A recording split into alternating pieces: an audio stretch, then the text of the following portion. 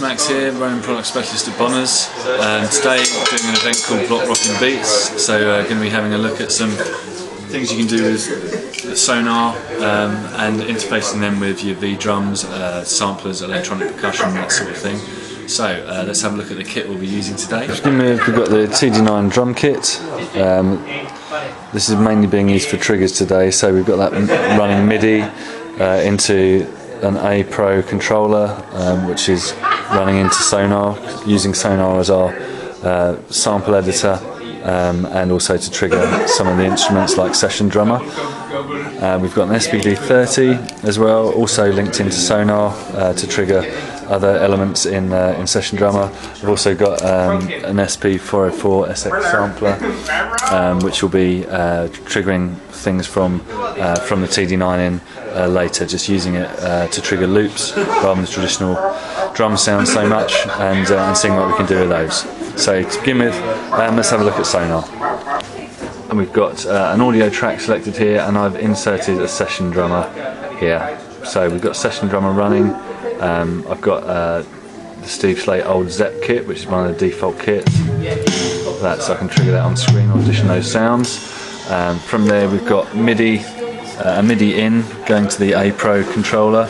You can see that the volume on the TD9 is set to 0. So all the sounds, the TD9 is just acting purely as a trigger to control Session Drummer. Something you might not be aware of is that you can actually use the mixer section here as a kind of drag and drop sampler.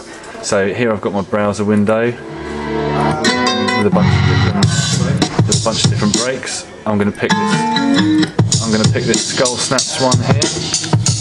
So I literally have just drag and dropped, to make it more useful with Session Drummer. What we want to do is we want to isolate these individual hits that we can see here.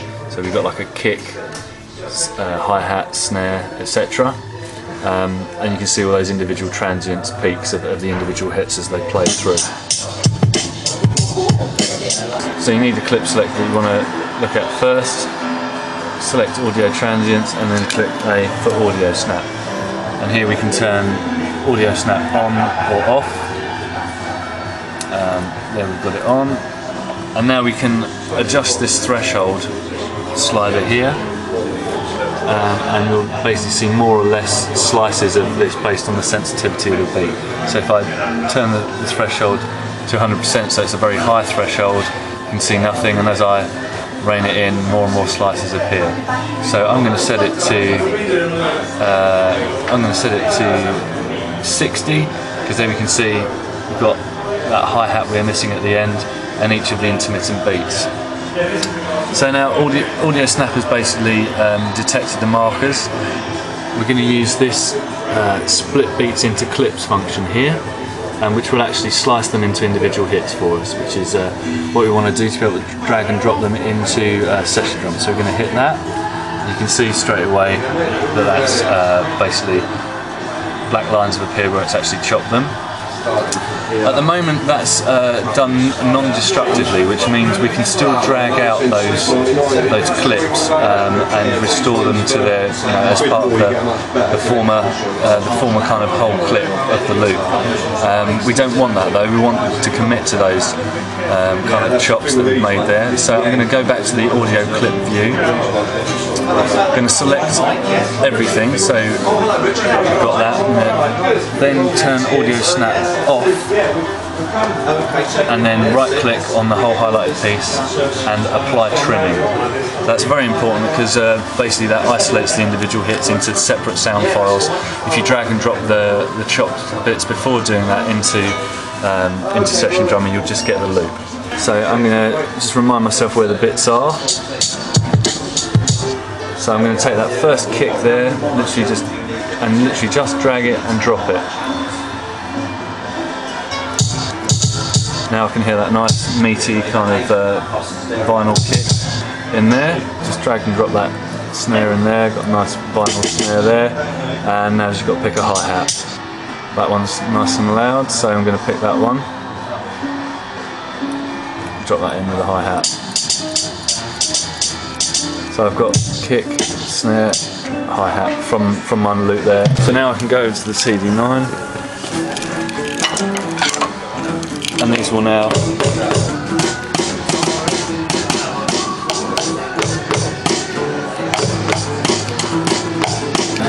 what I've done up here, I've done basically the same thing with Session Drummer, but I've taken a well-known Daft Punk track and chopped various elements of it using Audio Snap, and literally again just dragged and dropped those straight into instrument slots on the mixer in Session Drummer.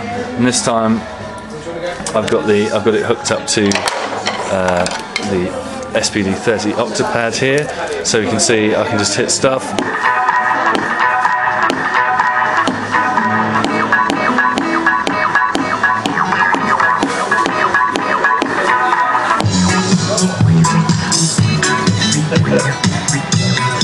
And that's playing straight out of Session Drummer. I can just trigger those parts live. This is plugged in by USB MIDI.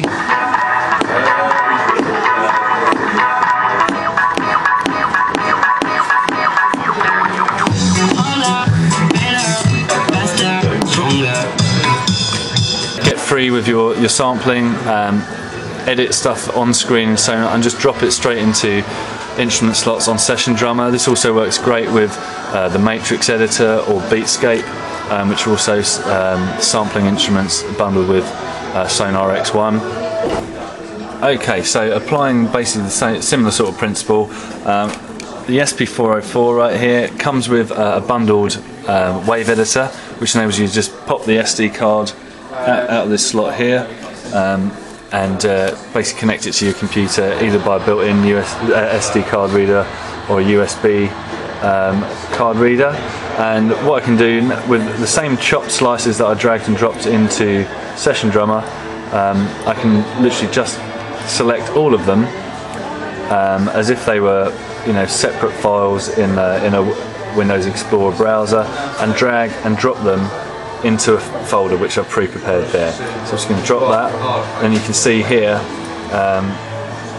it's basically taking the individual samples of the individual hits and drop them into a folder for me. So now I can just go into my 404SX wave converter here, choose my card drive, wherever that may be, don't have it connected at the moment, and then just literally choose the pad and the bank I want to, and just drop those onto there. So that's how I've done this, and as you can see, they're all assigned onto there. And basically, because you can assign different parameters to the drums, different MIDI numbers to different parts of the drum, you can see on here I've got 2 snares, and then on the rim got a slightly different one, just to add some variation and colour. You can see on the SP404, when I hit different parts of that drum, it lights up separate sample slots. So 1 and 6 there. Same with the hi-hat. I've got one on the edge. Then further in you can see 4 and 5. So you can get a bit of variation going on there. And I've chosen just one main kick, so I can. The SP404 already has specific MIDI notes mapped to it, and to set those up, all I do is I go into my kit on the TD9, hit function, MIDI, and then whatever part of the kit I strike, be it the snare, toms, hi-hats, it will come up with a MIDI number there. And this is all listed in the manual. I think it begins at 49 for pads 1 in bank A, and it just goes right through sequentially, so 49, 40, 50, 51, and these are easy to set up. You can just, you know, basically allocate it to whatever pad you like on the sampler, and set it up to loop, you know, different things there. So that's cool, and we can take that same principle and apply it to whole loops if we like. So yeah, we've got a number of elements on here. We've got a Vangelis loop. We've got a Wu-Tang Clan kind of beat and loop. We've got some Imogen Heap vocals, and we've got another beat here with a fill to go with it. And we've got a Limp Bizkit guitar loop there, some double bass.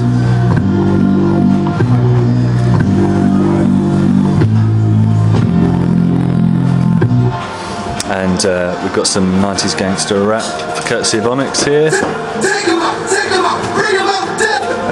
And finally a bit of John Coltrane. Again, all I've done is basically map these samples out over the various drums on the TD9. As before, you can assign different samples to different areas of the drum.